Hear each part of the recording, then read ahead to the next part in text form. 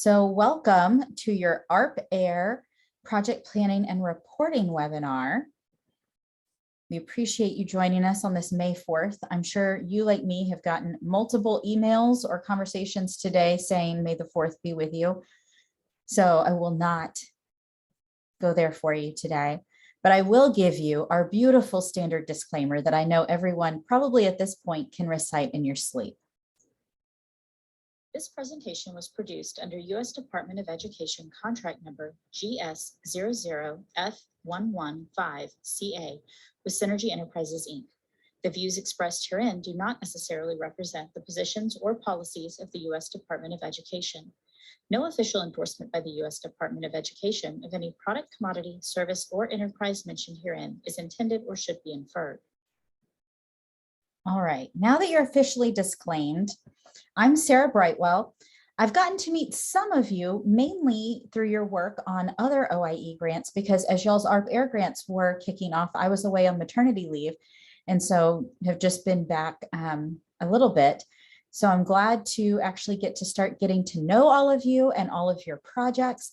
I lead our OIE technical assistance team, so I'll be getting to spend lots of time with you over the coming months and years of your project. Also with us today, we have Alani Lilly, also from our technical assistance team, and Tracy Cara-George from our technical assistance team. And then of course, Shala Ortega, your program officer.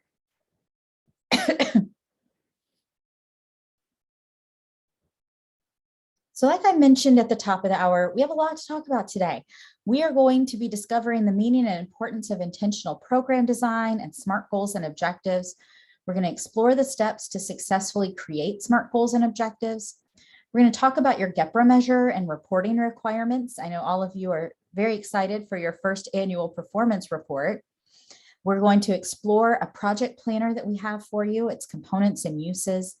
And we're also going to get into that written agreement grant requirement that you have. We'll talk a bit about how FERPA impacts that data sharing that you may be looking at right now, and talk about some critical components of the data sharing agreements, including a sample that might be helpful for some of you. As we're going today, before we fully launch into the content, please know I want this to be helpful for you and interactive. So as we go along, if you have questions, make sure and pop those in the chat. Let us know that you have questions. You don't have to hold them for the end. We can make this interactive all the way through. All right, let's jump in. So everybody needs to be on the same page about the project design elements in order to create a culture of support for your new project. When your project was designed, you probably started sharing your vision for your program and mapping out identified needs. And from there began to develop specific goals and objectives that included tangible, measurable outcomes. Some of those goals and objectives might have been quote unquote SMART, and we'll get into what that means, while others might have been missing one or more components. Today, we're going to really work to ensure that all of them are SMART in order to provide the clearest picture of your project, create a common purpose, and help focus your work. It'll also naturally help you create a timeline for monitoring and completing tasks, particularly those that you may have to be accountable to OIE for, and help keep you progressing towards success.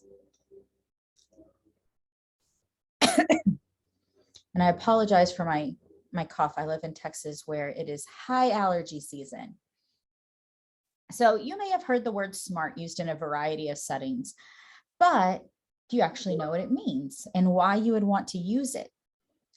So over in the chat, does anyone know what the acronym SMART stands for in relation to goals and objectives? And if you only remember certain letters, feel free to pop those in too.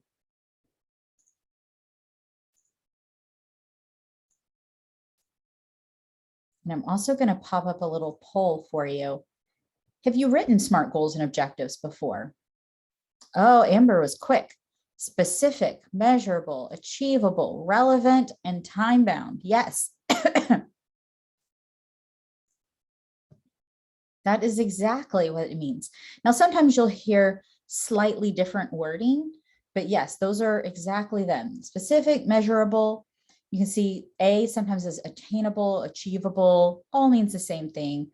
Then you've got relevant, and then the last one, T, it's always time, whether it be time-based, time-bound, all the same. And it looks like most of us have some experience writing SMART goals and objectives before, which is wonderful. And if you haven't, do not worry. We're going to give you some tools for that today. So thank you for participating in that little poll. I'll show you results there so you can see. Out of the 11 of us on, it looks like about 10 have some experience and one that this is a fresh concept for. All right.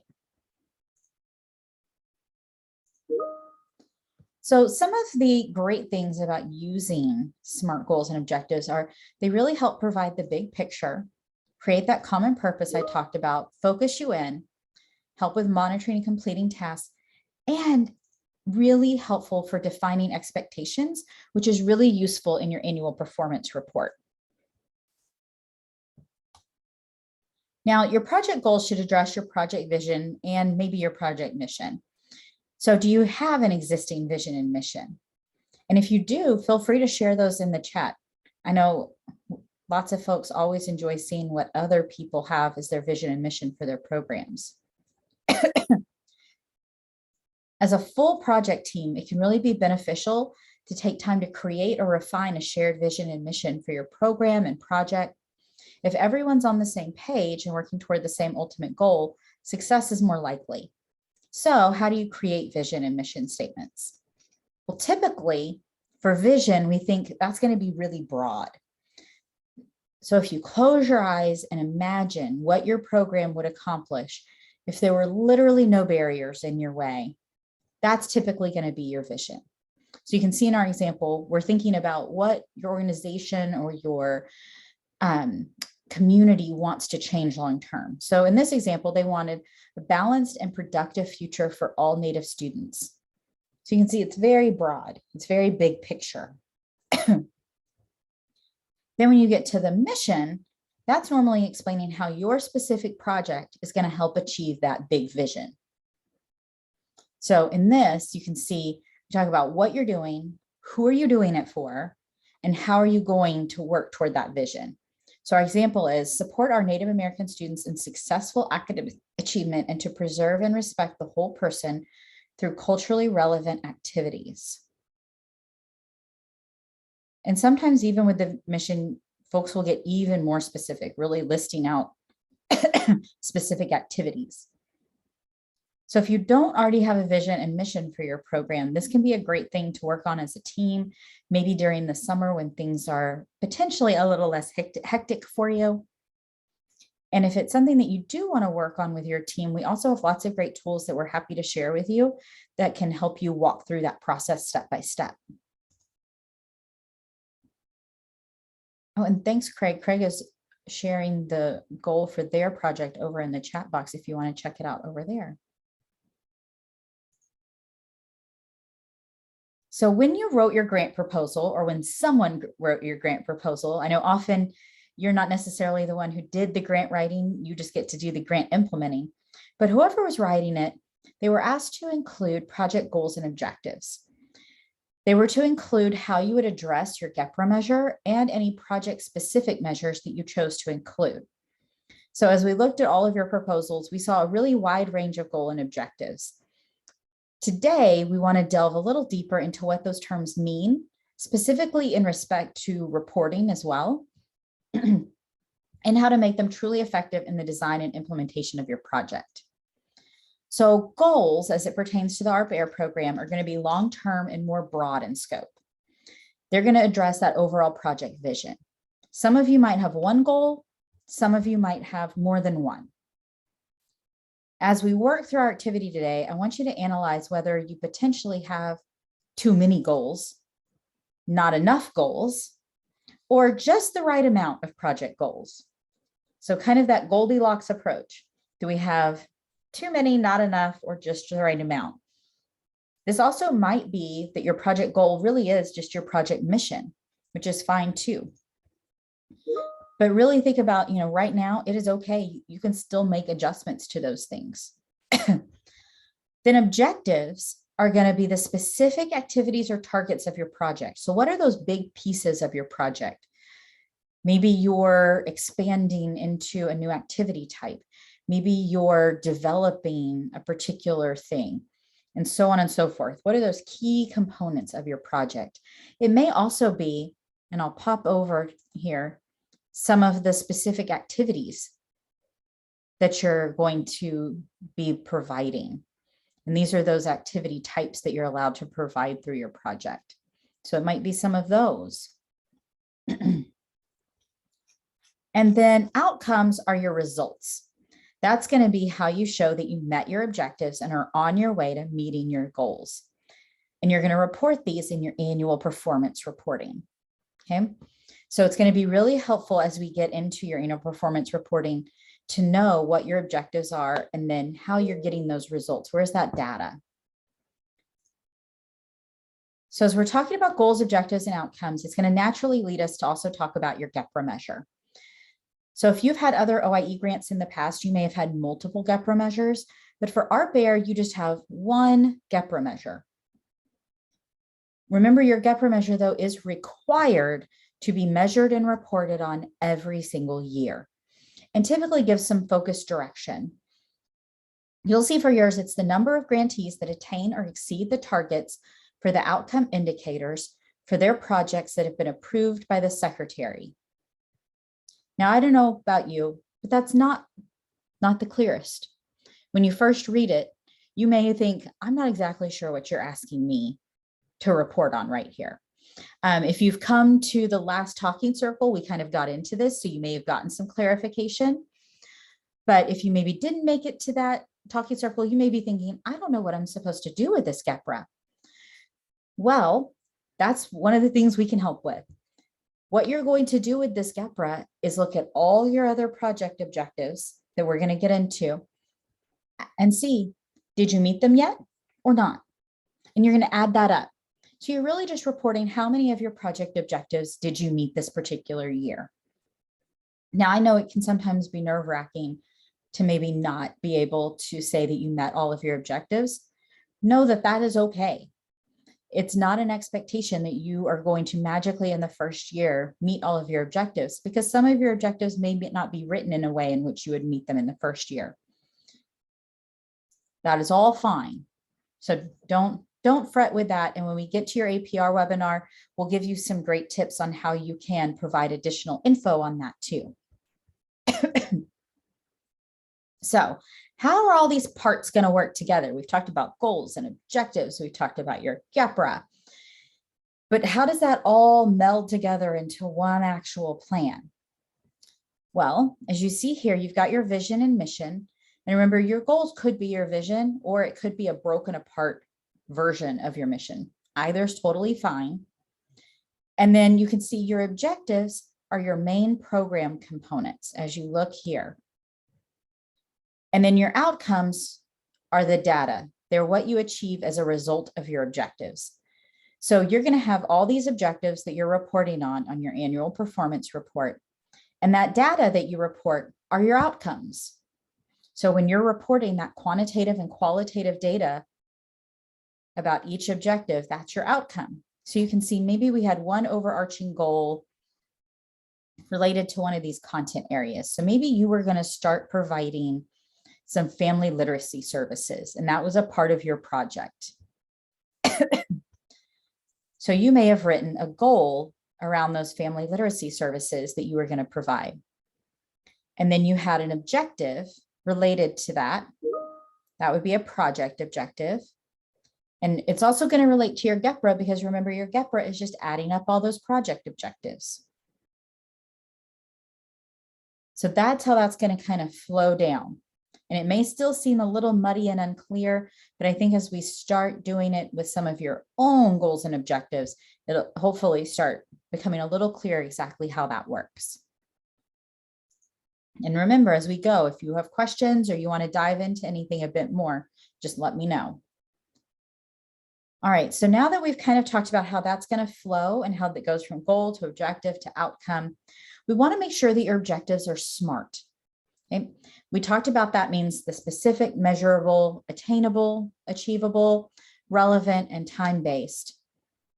If you include each of those parts into your objectives, then you're going to have a clear aim and purpose, and you're going to be able to really clearly demonstrate the impact of your project in your APR and to just stakeholders in general. So let's go ahead and put this into action. I want to break down each of these parts. So if you're having an objective that's specific, it's going to be detailed, it's going to be focused, it's going to be really clearly stated so that anyone who reads that objective will know exactly what you're trying to achieve. If it's measurable, it's going to be quantifiable.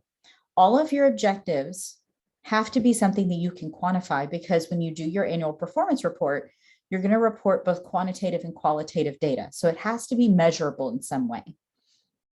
And that means you have to be able to see results and gauge if you've been successful. So even if it's a matter of, have we done this or have we not done this, you can quantify that. 1 out of 1 if you've done it, 0 out of 1 if you haven't done it just yet. We can make anything quantifiable. The next one is the attainable. We want you to push yourselves to do the best projects and the best services for your community, but we don't want it to be impossible to reach. So I always say you want to stretch yourself, but you don't want to break yourself. Then we want it to be relevant. Relevant meaning connected to your vision and your mission and the needs that you've identified, and that it's clearly from your project proposal. Remember that you do have to keep your objectives and your services to what you said you were going to do in your project proposal. And then time-based. This is the one that I find most people forget in their objectives. It basically is just putting a deadline, a specific timeline and deadline on it. Is this something you're going to accomplish within the first year of your project? Is this something you're going to accomplish by the end of your project? So at least by the end of the 3 years of your project. Is it something that you're going to accomplish within 6 months, or that you're going to accomplish every year?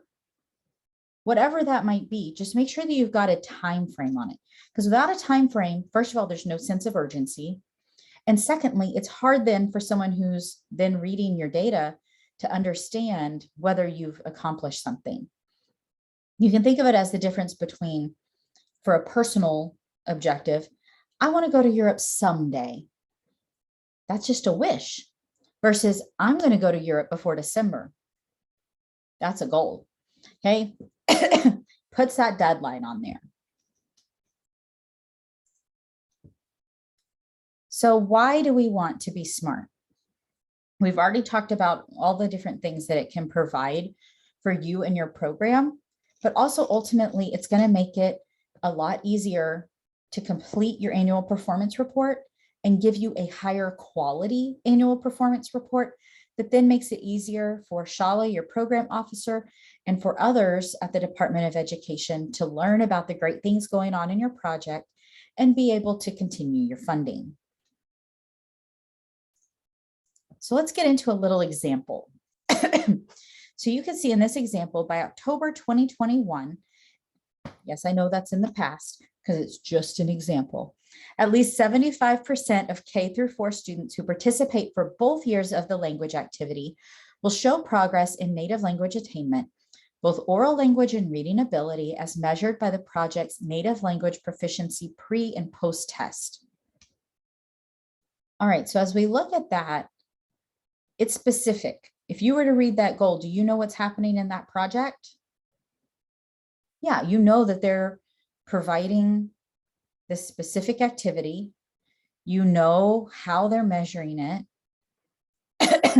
You know that they're looking at these kids over 2 years. Okay? It's really specific about what's going on. Now, is it measurable? Yes. We know that their goal is at least 75%. So if they hit 75, they've met it. If they hit 74 or below, not met. Really easy to find how it's quantifiable in that goal. You also notice they point out K through 4 students. So we know specifically who's being measured. Is it attainable? Well, you notice that they said that these students are going to show progress. They didn't say that they were going to become proficient within that time period, because that would be awfully quick to become proficient. But we're just looking, are they going to make progress? That seems pretty achievable. It pushes them, but it's not asking them to do something that you think, oh, that's impossible. Is it relevant? Well, that's going to depend. If your proposal never mentioned native language activities, this wouldn't be a relevant goal for you. But we'll assume that this project did say that they wanted to provide native language activities, in which case, super relevant. Just make sure it's always hearkening back to what you said you were going to do in your project. And then finally, is it time-based? Yes, we said that by October 2021. So it puts a really hard deadline on that. And I'll tell you, this is my favorite way to include a timeline. Because it's so often forgotten, I usually just put it as a little clause at the front, and then I'm done. So by the end of the project, by the end of the first year, by October 2022, by the end of summer 2023, whatever it is, and then the rest of my goal. And then I know that I've got that time-based part in there. So just kind of a nice way to pop it in.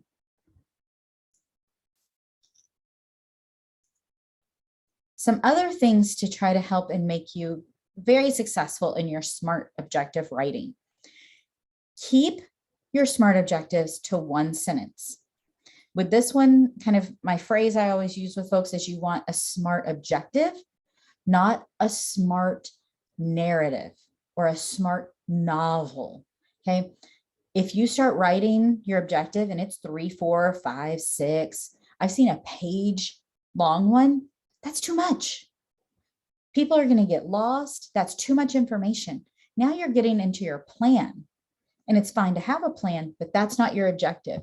Your objective should be able to be wrapped up in one succinct sentence. It might be a little bit of a long sentence, but one succinct sentence. You saw that with our example. Okay, it was one sentence. Use good action words. And I popped a few into the slide here to think about. Are you going to be identifying, developing, planning, designing, demonstrating, or creating something? Think about those great action words.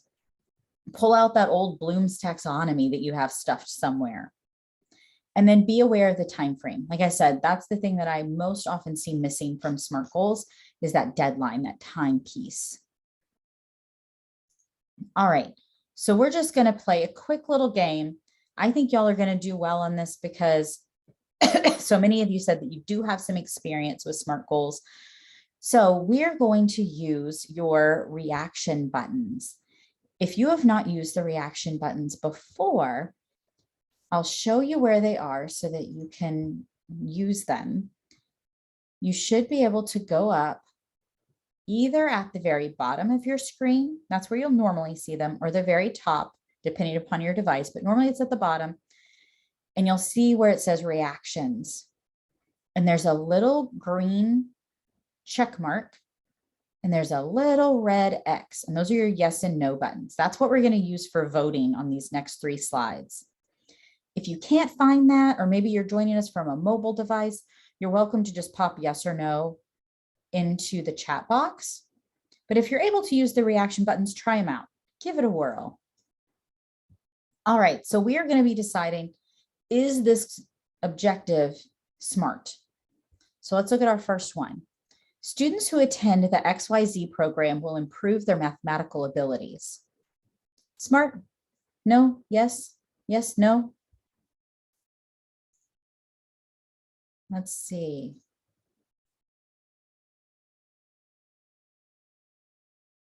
I'm waiting for some reactions.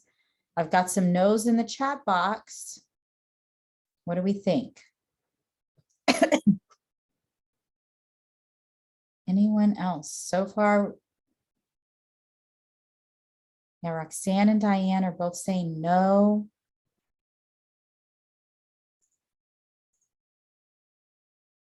Okay, I've got 7 no's in the reaction buttons and a yes. Let's see. All right, so it's relevant. Very likely that you would want to improve your students' mathematical abilities, but it's not real specific. I don't actually know what you're going to do to try to improve their mathematical abilities. It's not measurable, just like you saw Diane and Aurora talking about in the chat box. No idea how you're going to measure it.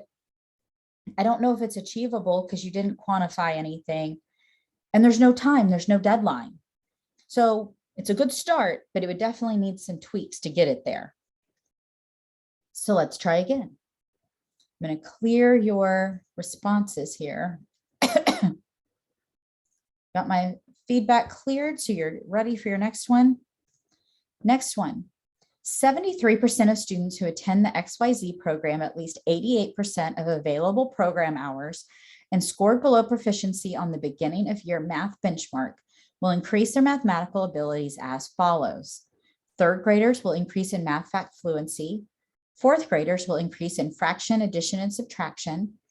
Fifth graders will increase in solving multi-step word problems. Increases will be measured at the individual student level using the end of year math benchmark scores. All right, what do we think? Smart? Not smart? Which one?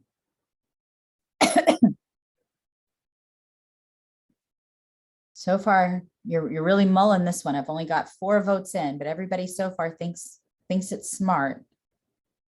Over in the chat box, I've got a no. Give you a few more seconds.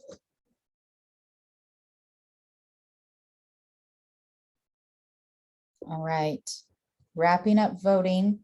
It looks like I've got 5 yeses and 2 nos. Let's do the big reveal. So close. Here's why this one is tricky. It's long. It was long. It was very specific, which makes it tricky. But when are they going to do this by? You can maybe make some assumptions because they're using the end of your math benchmark scores, but we don't really know. Do they expect to see this level of improvement after the first year, after 2 years? We don't really know. So we're so close with this one, but not quite. All right. Let's clear this one. We'll try again. Our next option. By the end of the program year, at least 70% of students who regularly attend at least 50% of program hours, the XYZ program will demonstrate increased mathematical abilities as measured by the beginning and end of year math benchmark tests. How about this one? Smart or not? All right, I've got some yeses in the chat box. Got 1 reaction yes so far. Who else thinks? Maybe, sort of, kind of. Give you a few more seconds for some final voting here.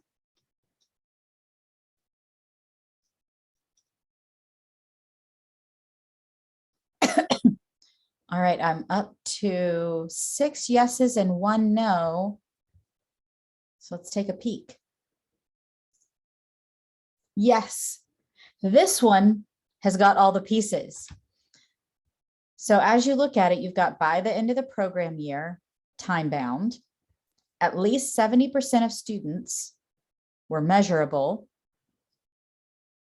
at least 50% of program hours. Now, this is something I encourage folks to think about. If you're looking for a certain level of improvement in your students, would you expect to see that if your students only attend what you're offering your services a couple of times in the year? Probably not. They probably need a certain dosage of the service you're offering for you to expect to see that level of result. So think about that too as you're doing things. So it's definitely specific because we know they're going to come that amount and they're going to be attending this program. We know that they're going to be using the beginning and end of your math benchmark. So that's both measurable and specific. It seems achievable, to some extent. Achievable is relative to each person, but it seems fairly achievable and definitely relevant. So we finally got a SMART goal.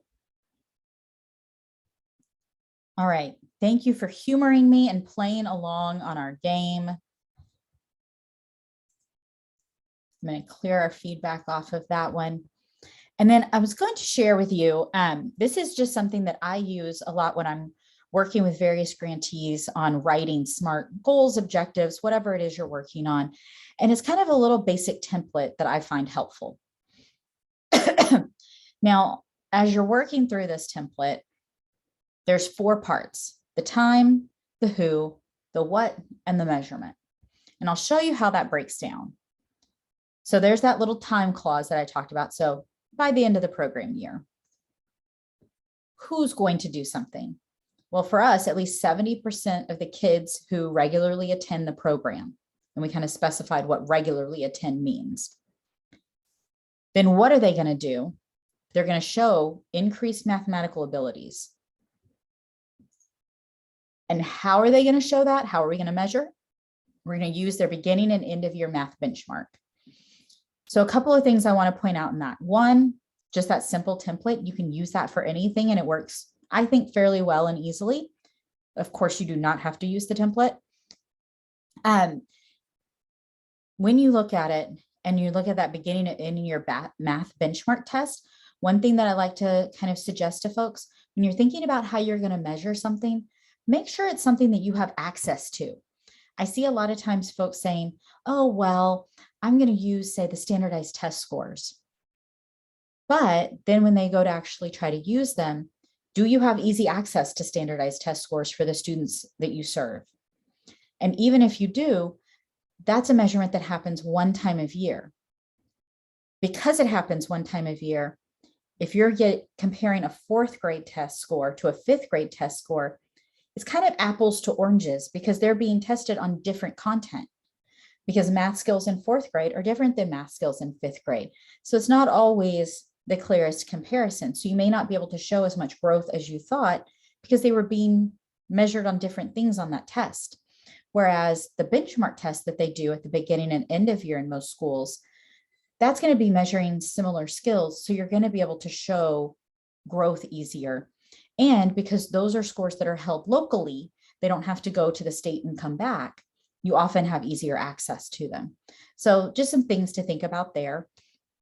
And then last thing to think about is typically programs are going to have anywhere from 2 to 6 project objectives. Now, some of you may have a few more than that. That's totally fine. You are not limited or required to have a certain number of project objectives, but just remember that the project objectives that you set this first year of your project are the ones that you are going to be required to report on for the next 3 years. So you want to make sure, one, that you have project objectives that address all the key components of your program, and 2, that you really take the time to write them in a thoughtful way this year, because after this year, you can't change the wording of them anymore. You're kind of stuck. So just some things to think about with that. Now you will get this slide deck. And so I wanted to put this slide in here so that you can then use this yourself if helpful, to have that template and the little checklist there. Now I want to move to a different tool, but before we hop into this tool, does anybody have any questions on SMART objectives or any of those pieces and parts we've talked about thus far? I want to make sure and not leave anybody behind. And you're welcome to pop it in the chat box or even unmute and ask. We're a small enough group.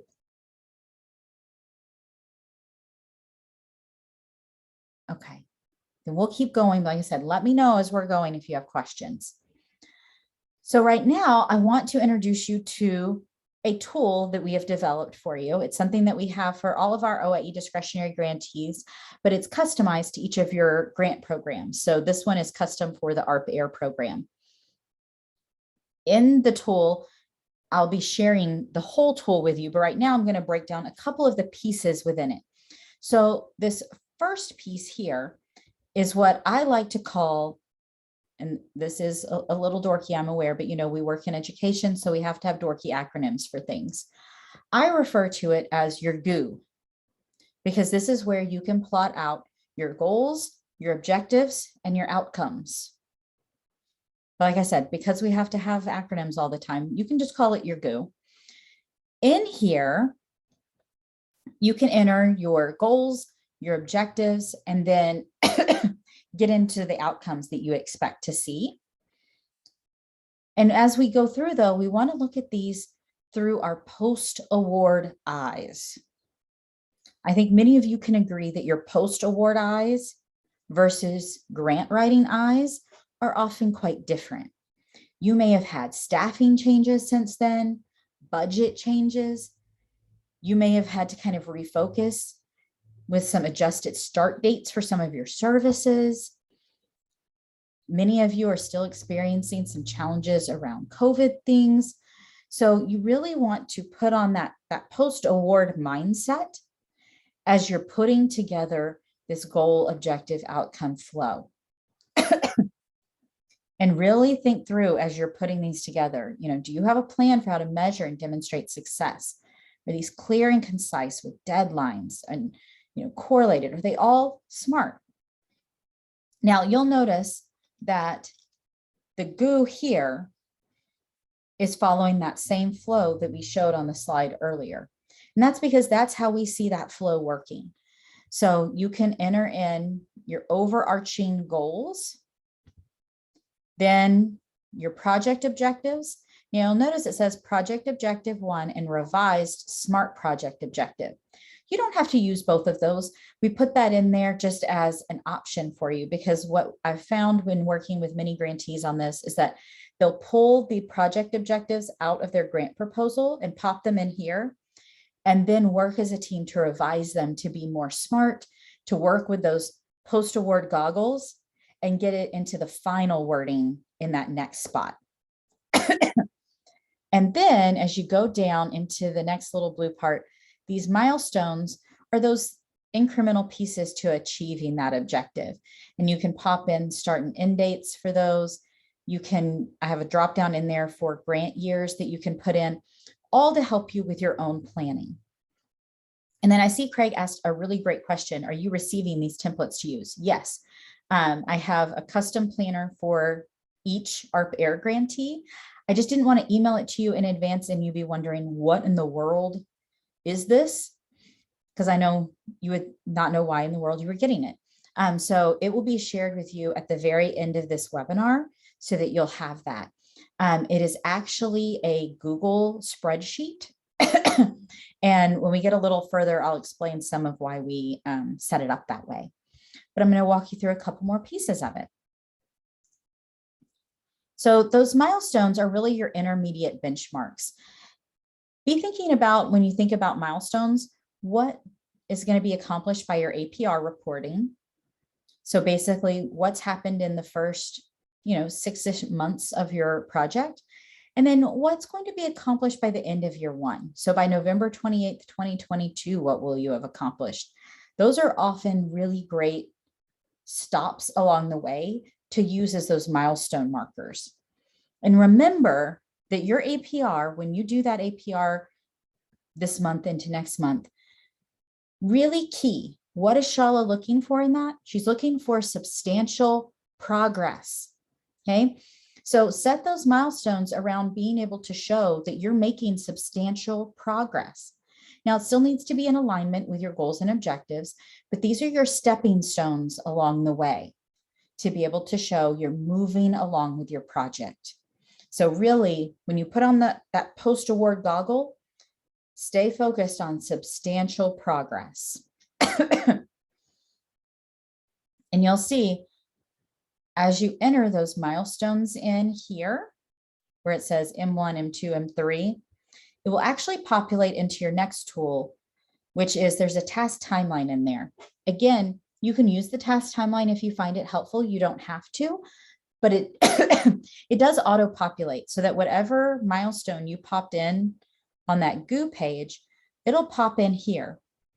And then you can actually break out tasks. You can assign people to be responsible for them. You can plot it out like a Gantt chart, if a Gantt chart is something you're used to using.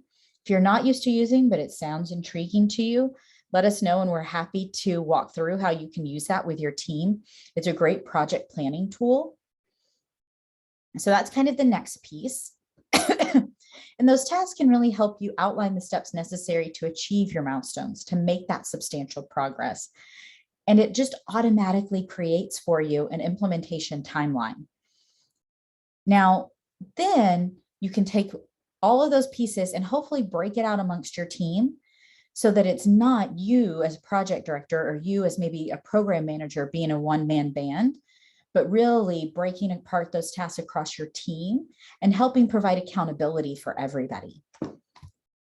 Also, there's a pretty tight timeline between now and when you're going to be completing your APR because it's due June 6th. So this type of tool can help also keep you really on track for successful reporting. So again, this is what that little piece looks like to help create that kind of Gantt chart of activities. And when you're actually in your tool, you'll notice as it scrolls over, it actually goes the full 3 years of your project so that you can really even do some long-term planning as you go, or for things that reoccur every year. Now, we've mentioned reporting a few times today because each of these steps of project planning are going to make reporting a lot easier for you, but it also helps to know when to expect to report. So I want to make sure that everybody has those dates. You're going to be reporting for what has happened in your project from the date of award, November 29th, 2021, to May 6th, 2022. So to this Friday. That's your reporting period. So that's what you're going to be talking about in your annual performance report. And then that report will be due June 6th, well, there's a typo. I will fix that before I give you the slides.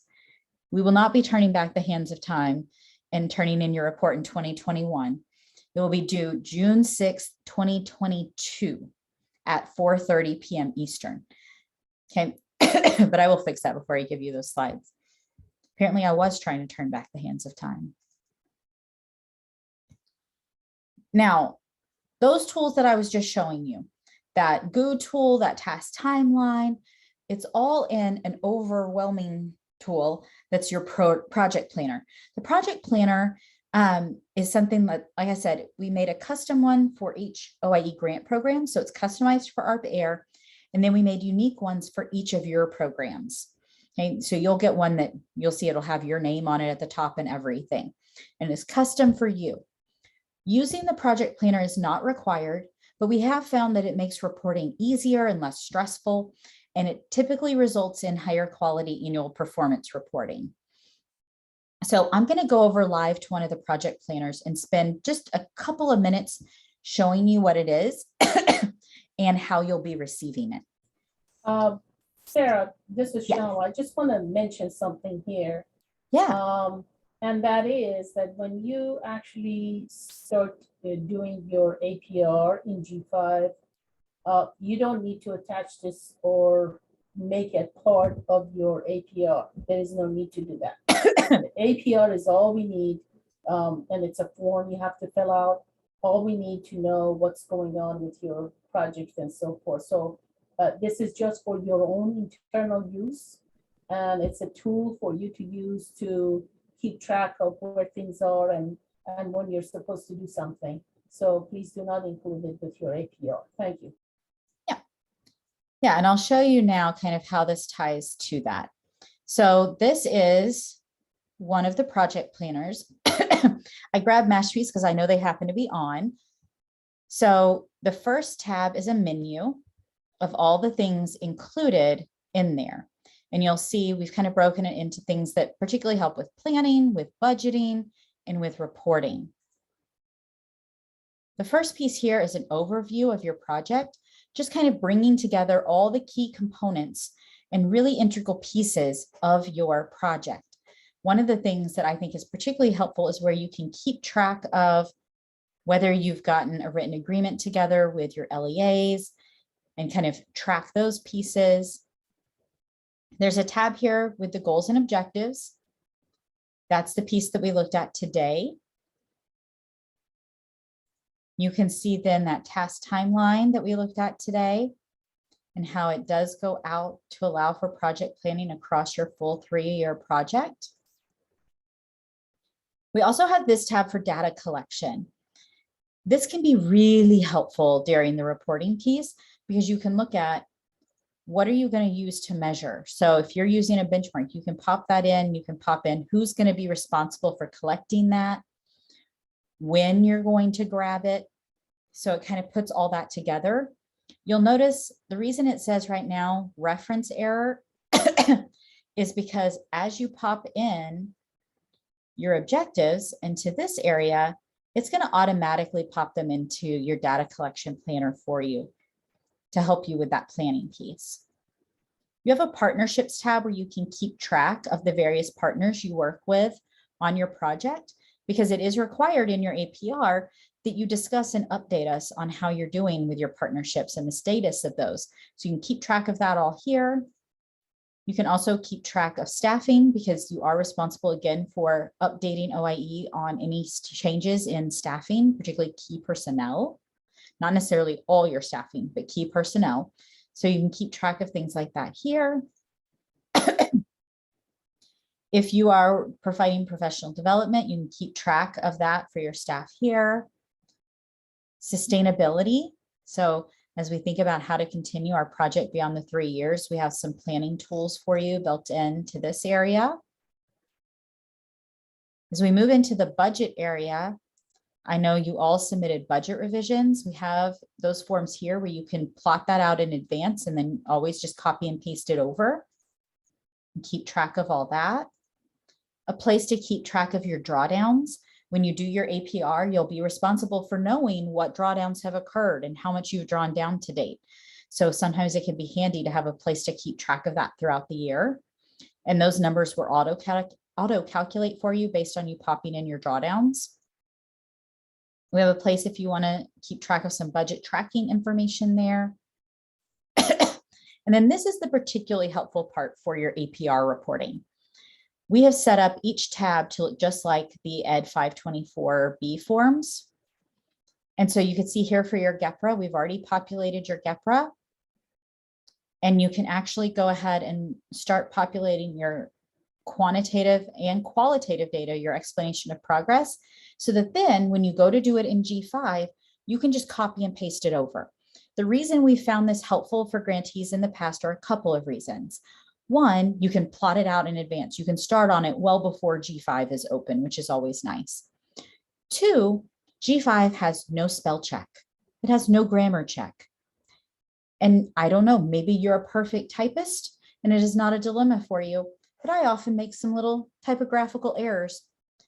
This, you can still spell and grammar check things so that then when you copy and paste it over, it's all really nice. And then third, it keeps all your data across all 3 years of your project so that then next year, when you go to do your next APR, you have what you reported last year to then build off of without having to try to get it to export out of G5, which is sometimes not the easiest to get it to do and not the most user-friendly. So it's all there for you to build off of each year. And then finally, and sometimes most importantly, the thing that's helpful is G5 times out pretty quickly. If it times out, it doesn't always warn you. It will just time out and you're there typing this beautiful explanation of progress that is just so inspired. And then you hit save and it tells you G5 has timed out, which means it's saved literally not one word that you typed. And you now have to start over.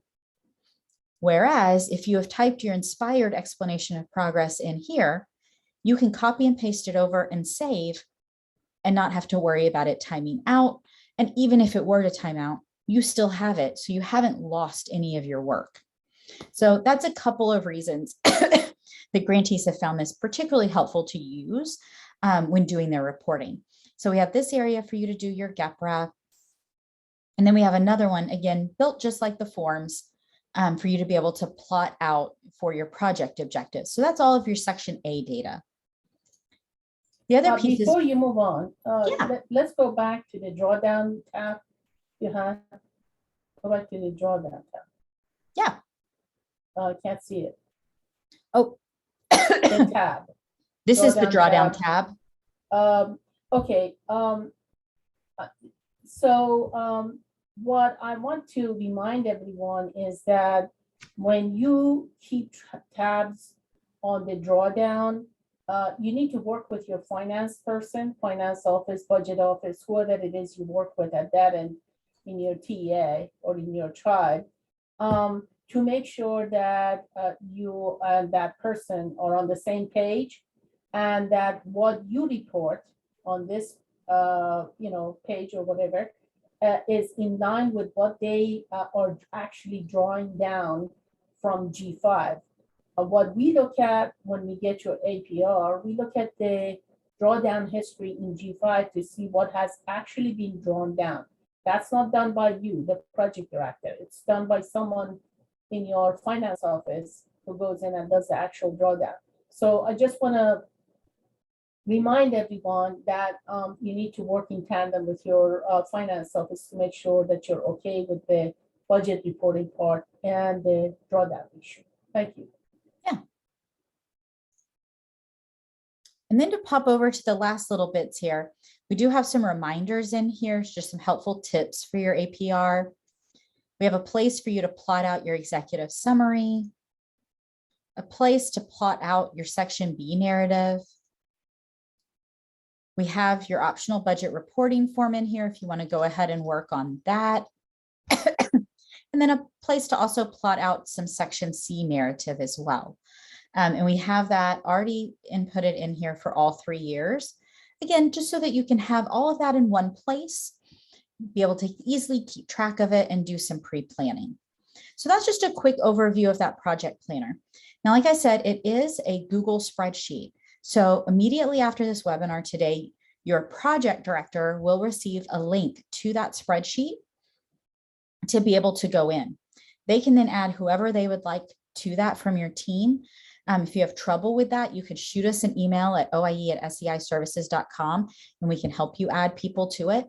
The other nice thing about using it within Google is that if you have a question, if you run into a predicament as you're working on anything, you can also tag us in that spreadsheet, and we at the OIETA team will get an email and we can actually hop over and answer the question for you or look at something that you're struggling with.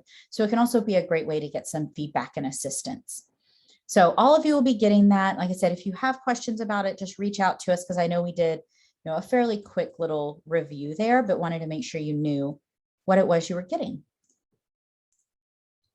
And then the final piece here, as we talk about that, if I can get the slides to, there we go, is that you may be thinking, this is a lot of information. I want to use this, but I feel like I need some help. Well, you're in luck. We are offering up personal project planning coaching sessions that are available to you. You can use this link, which is conveniently over in the chat box. Alani has popped it over there, to schedule time with the TA team. And we're happy to walk you through working in the planner, working on SMART objectives, working on APR reporting, any of those things that you would like. You don't have to be using the planner in order to get a coaching session. Any of these things that you would like to work on, we're happy to spend some time with you or your team. So you can use that link to schedule a session that works for your calendar and works for your schedule. So that link is over there. And with that, I want to turn our attention to kind of the other topic of the day, which are written agreements. Now, whoops, all of you have this requirement as part of your grant. Within 6 months after the date of award, you must submit to the department a signed written agreement with each LEA where participating students are enrolled. Well, 6 months after the date of award is the end of this month, the end of May. You were awarded November 29th, which would make it due May 29th. And that's a signed written agreement with every local education agency where you have participating students. That agreement has to include provisions that allow you to access data necessary for the success of your project and for reporting on your project objectives. Like I talked about, that access to data. Now, agreements between tribally controlled schools and grantees are not required if the school and you, the grantee, are controlled by the same tribe. That's the only exception, though. And if you're not sure if that exception applies to you, double check. Don't just assume, double check. Okay. So as we think about that, I'm actually going to skip a little bit ahead due to time and go straight to our poll, actually. So I'd like to know, do you have written agreements with all of your LEAs? Don't worry, there's nothing punitive with this. It's just to kind of get an idea where everybody sits with this. So yes, you have them with all of your LEAs. Maybe you have it with some, but not all of them just yet, or maybe none yet. Take a minute. If you don't see the poll on your screen, maybe you're joining from a mobile device, you're welcome to also respond to the poll in the chat.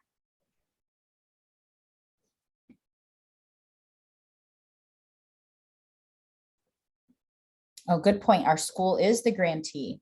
Well, then you would not need a written agreement with yourself. You're in the clear.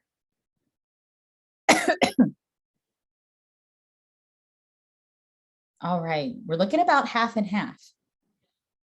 Not a lot of us are responding. Again, don't worry, there's no repercussions to responding to this poll. It's merely so we have an idea of where you are right now. Right.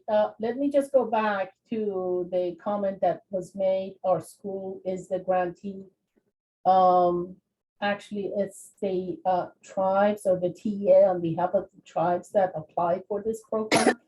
So technically, your school is not the grantee, it's the TEA.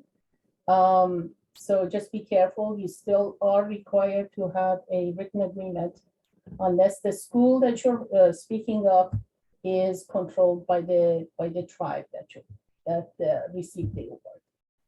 If you have any questions or any doubts on that, please contact me. Thank you.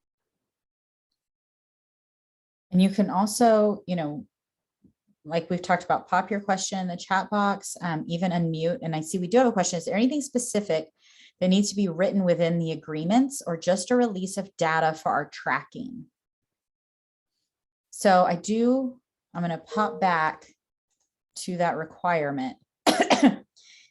The agreement has to include a provision that allows you access to the data necessary for your project. So any components of your project that you need, and for reporting.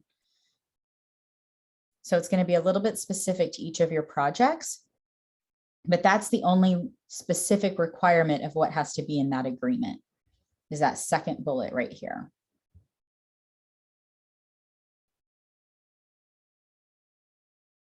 And then Craig is specifying, so the grant is under our former DUNS number and the tribe is our school board. So it's a tribally controlled school.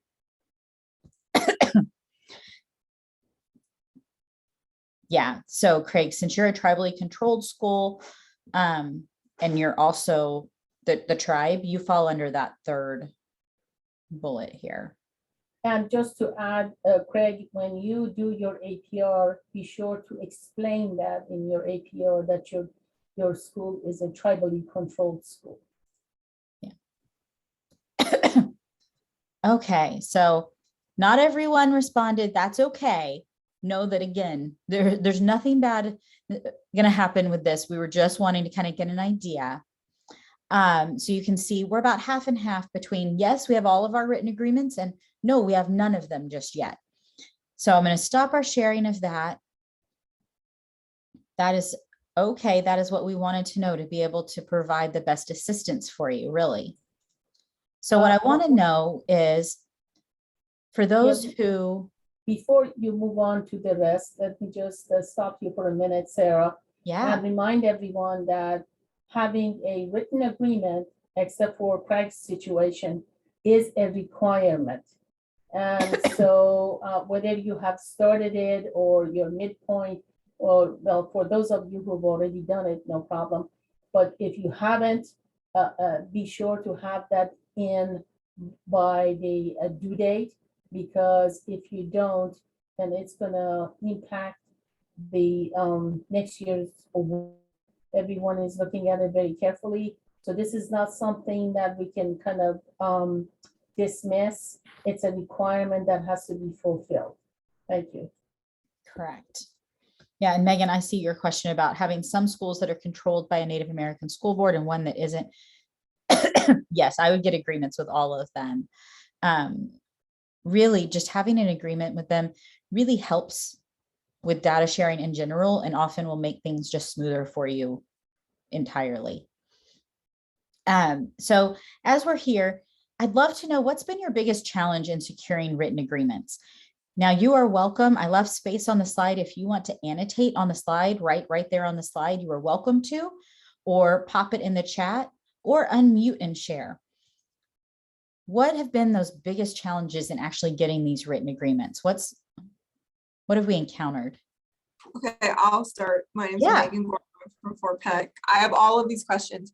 So my biggest thing with the written agreements is I'm currently working with the ACLU to draft an MOU for data sharing between our tribally controlled schools. Like I said, I have 3 that are controlled by Brockton, Poplar, and Fraser that are controlled by Native American school boards.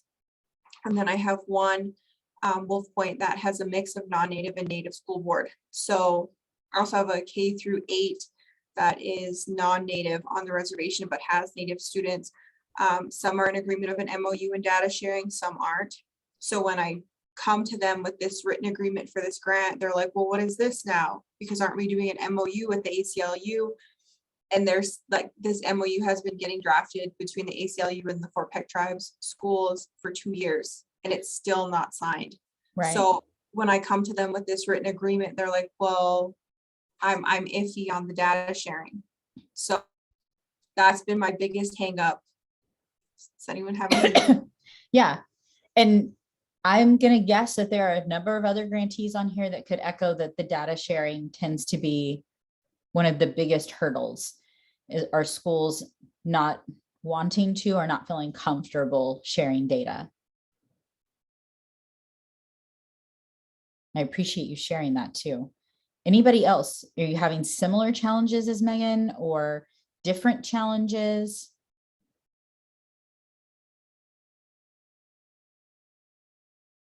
I can definitely see too, if they're also working on the agreement with the ACLU, that they're confused, like, oh, is this a tricky way to get me to sign that ACLU thing? Because we're still working on that. Yeah. And I see Diane sharing, we needed to draft and have legal review of the data sharing agreement. So that's a technical barrier we have overcome. The other issue is building rapport with the local school district, which is in development. Yeah, and those are 2 also, I think, fairly common ones that, yes, often you do have to pass these agreements through different layers of approval, different legal approval, whether it be through your organization or the people that you want signing it, and always developing rapport.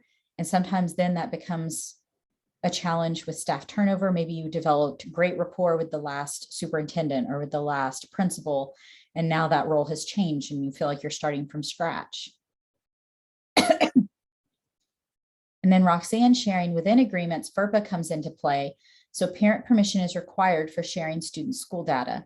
Getting these consent forms signed is tricky, not the most effective way, but right now an only option. Completely understand that FERPA hurdle. That's actually something we're going to talk about today.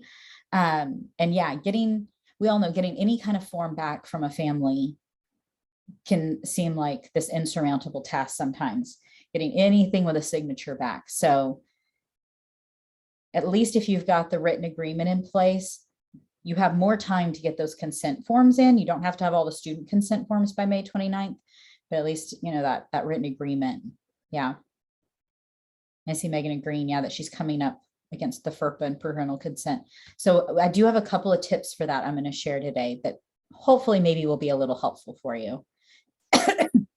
Any other challenges y'all are encountering? Okay. Well, if you think of any other challenges, pop those in the chat, because I want to make sure that in the time we have left, we spend our time on resources that are going to be most helpful for the challenges you're encountering. So I'm actually going to skip our piece on what is FERPA, because it sounds like y'all are all pretty familiar with FERPA. We have a great webinar on data sharing that gives more info on FERPA and goes really deep into data sharing that I'll give you a link to as well.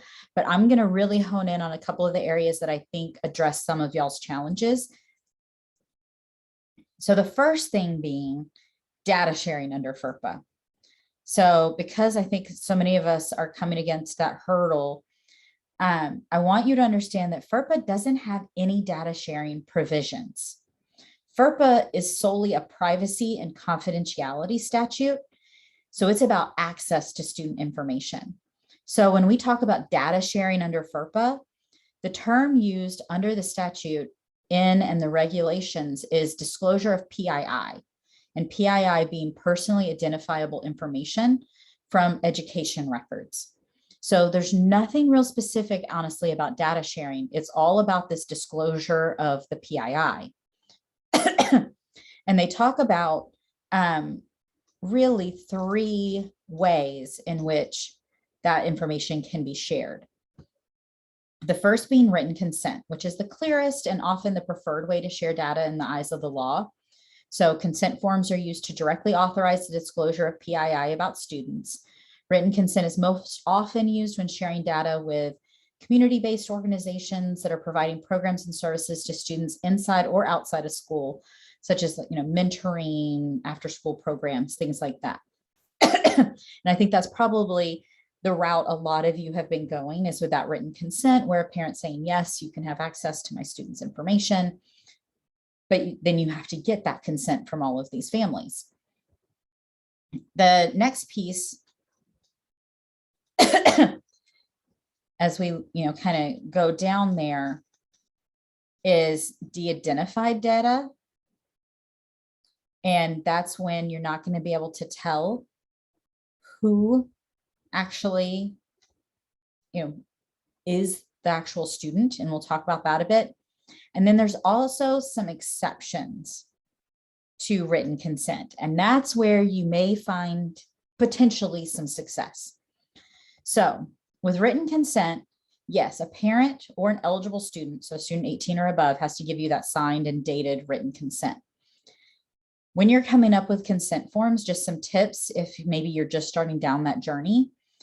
You really want to include what education records can be disclosed. So that's where it can help to know what all are you going to need. Do you need assessment information? Do you need graduation data? Do you need behavior data? Do you need attendance data? So you can get that all denoted. You need to say why you need it. So include that, and the organization or other parties to whom the disclosure may be made. So really specifically, who's going to have access to that data. So when you're making a consent form, not the written agreement for the school district, but the consent form from the families, those things have to be included. Now, you don't need to obtain written consent or even inform parents or eligible students if they're releasing properly de-identified information. So for instance, if you just need to know what percentage of 4th graders passed the math standardized test, they can give you that without releasing PII. So that should be data that could be easily shared. So depending upon what data you need, if it's not student specific, it could fall under this de-identified data and be something you don't need written consent for.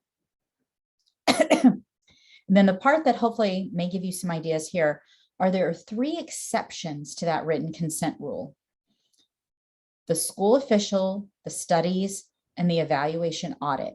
And I'm going to give you a brief explanation of each, but then I'm also going to give you, again, the link to a webinar we did where we went in very detailed about these exceptions, so that if you think this is something that would be applicable to you or useful for you, you can dive in much deeper. So there's a studies exception. This would be if you're going to be using this for a study. Typically, this is going to come up more if you can show that you're using it for like an evaluation, that data is going to be helpful for that LEA. Then you might be able to get information released in order to conduct that study or that evaluation. But you do have to really specifically be able to show that that's what you're using it for. And you'll notice you would have to enter into a written agreement with the LEA. And it goes into more about what would have to be included in that written agreement for it to meet requirements. Now, the audit evaluation exception, this is very specific to if the LEA is using reasonable methods to ensure to the greatest extent practicable that you're FERPA compliant. Okay, so you would have to be able to show them that you're going to keep this information private, that you have policies in place, and that you're going to use this to carry out an audit or evaluation of a federal or state supported education program. Okay, so this is where it being a federal grant program could come into play. Again, you would have to enter into a written agreement with them, and we have information on what would have to be in that specific written agreement. It's quite a few things. The last one, though, may be the one that would be the most useful. It's where I've seen some folks get some traction, and that's the school official exception. So you'll notice it would be you're performing an institutional service or function for which the agency or institution would otherwise use employees. Okay. Now, how that might come into play, I'm going to hop back to those services that you might be providing. So if you're providing some services in one of these categories to the students in that district that typically might be provided by the school district. Now, it doesn't mean that they have to be offering it right now, because that's probably why you're offering it, because it's not something they offer, but something that would typically be offered by an LEA, or could be, then that often falls under that school official piece, because you're offering a service for which they would normally use an employee. So if they were going to be offering, say, a native language course, they would normally hire a teacher and offer it, but you're doing that for them. Or if you're offering maybe some counseling services, if they were going to offer that counseling service, they would normally hire a counselor to do that, but maybe they don't have the funding or they don't have the staff. So you're doing that for them. That's how I've seen some groups get some traction under the school official piece. You'll notice that you would still have to show that you're meeting FERPA, and that you have a legitimate educational interest in the education records, which if you're providing those services, you do, of course. For this one, it's interesting that a written agreement is not required, but recommended. Of course, it's required of you because of your OIE grant, but as far as for FERPA, it's recommended, not required. So you're really extra covering your bases by having that written agreement in place. So again, if you think this is something that might be helpful, we go into more depth on that in this data sharing webinar that Olani has popped over into the chat box, as well as we're happy to kind of talk through that with you too, and how you might approach that with one or more of your LEAs. But I will say that's probably the exception I've seen not everyone be successful with, but more people be successful with than any of the others. So just an option, something that might be useful. Then the other thing that might be helpful are just some tips and resources we have in regards to written agreements. So even with your partners, always recommended, not always required. It is required for all LEAs where you have those participating students though. Often it goes by many different names. So you can call it an MOU, a memorandum of understanding. You can call it an MOA, memorandum of agreement. You might just call it a data sharing agreement or a contract. OIE does not have a required format or template. You're able to use whatever format you would like and that works for you and the LEA. FERPA does not have a required format or template. Now, if you're using certain exceptions, remember they do have some things that have to be included if you're going to claim that exception. So keep that in mind. But other than that, FERPA does not have a required format or template because remember, it's not really addressing data sharing. But we do have some best practices. Remember that you want it to bind individuals to the agreement. So you want both parties to have someone sign and someone in a leadership role. You want to agree on limitations of use of the PII. Okay. Specify the head point of contact with each organization for data sharing and who the primary data custodian will be. Potentially, you may have to discuss institutional review boards. Hopefully not, but just something to be aware of. Talk about who will actually own the PII. Typically, the LEA is going to maintain ownership of it. A lot of times it helps if you explain to them that, there will be penalties for inappropriate disclosure for your staff and for your organization. Set terms for destruction of the data and for storage. So, explaining only these individuals or these roles will have access. This is how it will be stored. This is how it will be used. And after this much time, it will be destroyed in this manner. If there needs to be any funding terms, sometimes, there's things to be discussed around that area, and that they can have the right to audit. So, if they need to come in and physically see how you're storing data, fine. Offer that up to them if that makes them more comfortable. Include that in your written agreement. Think about, how you can really show that you're complying with all applicable legal requirements. Have a plan in place in case there's a data breach. This is something that often will make folks, feel more comfortable, is that if there were a data breach, here's what we have in place. We have a plan. Make sure and discuss with them how you're going to use those results and how you're going to share them back with them. If you're finding that, oh, you're getting these great results out of this program, that you're going to share that back to the LEA, that they're going to have access to that information and be transparent with them. Talk about conflict resolution. If things, pop up, how are you going to handle that? Also think about specifying the term of the agreement. Typically, you're probably not going to convince an LEA to sign a 3-year written agreement with you right now. Odds just aren't great. Typically, they're going to do it for a year at a time. So, kind of think about that and how you can inform the public. Maybe you're going to pop it on your website. So, that could be an option as well. Now, I do have a template. It is, again, not required that you use this. It's just a sample. It's something that you can use if you would like. You are welcome to use it. Or maybe you just want to pull out certain parts of it where wording would be helpful.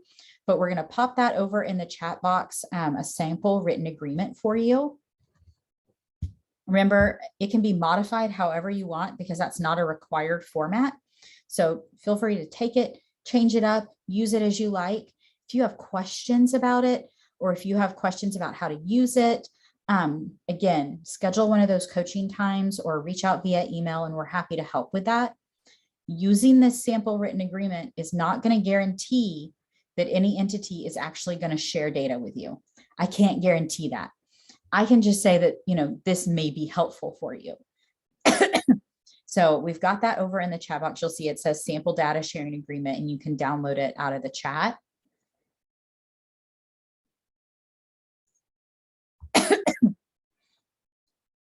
Questions? I wanted to make sure and provide a little time. I have a couple more reminders for you, but I wanted to make sure. Do you have any questions right now, particularly about your written agreement requirement?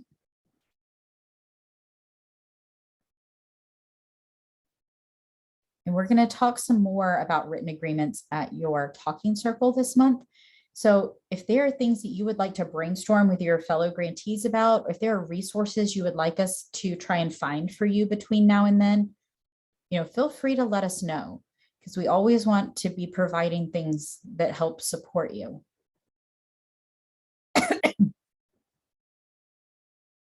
All right, we're going to pop that link again, so that if you do want to reach out about a coaching session, you know how to do that. But I also want to pop up our end of session poll so that you have time to do that before you head out. So I'll leave that up while I give you a couple of other updates and reminders. If you don't mind taking that, it's super helpful for us because like I said, we want to make sure that we're providing good support and resources for you. So if you don't mind taking that end of event poll, that is super helpful for us. While you're working on that, I am going to remind you of a couple of other things. Next week is our project directors meeting. That is for all of our OIE discretionary grants. You'll get to be together and network with everyone across all the grant programs. We're excited about the different sessions we have. We have great keynotes every day. And then we have 3 breakout sessions each day. Within each one, there's 4 different breakouts for you to select from. Lots of opportunities to hear from experts in the field, from your fellow grantees, as well as from the Office of Indian Education itself. Lots and lots of great resources to be shared. So you can register for that at the link that Alani has popped into the chat box. Remember that all project directors are required to attend. And then each project director may invite an additional 2 members of their team to attend as well. So that way you can have a team of 3 attending. And then we have a few other events coming up that I want to make sure you have on your calendar. So we have 2 talking circles. The one that's coming up really soon is May 18th. So the week after the project director meeting, we'll have your next talking circle from 1:30 to 3 Eastern. We also have your APR webinar this month, May 23rd. It is required that each grantee attend that APR webinar. It's also just super important. This is your first APR. Some things have changed. So even if you've done APRs for other grants in the past, that means you'll have a leg up, definitely, but some things have changed and we want to make sure you know exactly how to be super successful on your APR. So be sure to join us for that. We also have a couple of optional sessions coming up that may be of interest to you or to other members of your team. So we have True Colors coming up next Monday, May 9th. I have just a couple of seats left in that. That is something that can be used to improve communication and collaboration amongst your team. Gives you lots of tools for that. It's completely free. You'll get a little certificate at the end, but we do have to pre-register for you because we do have to pay for each seat in that. You don't, we do. So you want to make sure and pre-register. Like I said, I have just a couple of seats left in that for next Monday. And then Youth Mental Health First Aid. So this is a training that typically costs a good bit of money if you want to go out and get certified, but we're able to offer it to our grantees for free. We're doing 2 different options. I have a 1-day session, May 19th from 12 to 6 Eastern. You do have to attend the entire session in order to get your certificate to be certified. I have another in June though, if you need to break it across 2 days, we're doing it a Tuesday, Thursday from 2 to 5 Eastern each day. I do have to get you to pre-register for that because you do have to do 2 hours of pre-work. That's approximate. It's an online module that you do ahead of time. But you do at the end of that get a certificate that you're certified in Youth Mental Health First Aid. It's a really good training, really helpful, particularly if you're working with students actively. So, you know, it might not be maybe something that you want, but maybe it's something that someone on your team would find particularly beneficial.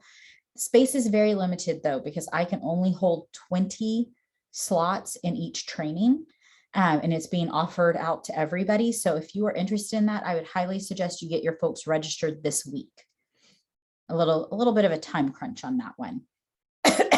So we have those events coming up and then I'll pop up our contact info. So I know most of you have this, but just in case you don't, it's email for Shala as well as for us at the TA team. If you don't already follow us on Twitter, please feel free to join us there. And then also just a little reminder, you know, we do send out reminders about webinars and events about things going on in the OIE world. If there are other members of your team that should also be getting that email, please let us know. All I need for that is their name, their role, and their email address, and we can get them added onto the email distribution list. That won't change who Shala is communicating with. Shala, as your OIE program officer, is only able to communicate with your actual project director. But we at the TA team, when we send out communications, we can send it to your whole team. So feel free to add anyone from your team that you want getting those communications as well, and we'll get them popped on there. So that is all I have for today. We are literally 30 seconds from the end. I told you we would make sure and end on time because I know you have other things going, but I'm happy to stay on if people have questions or would like to chat about anything. And other than that, just have a wonderful rest of your Wednesday, and we'll see you next week at the project director meeting. Thanks, everyone. See you then. Thanks. Bye.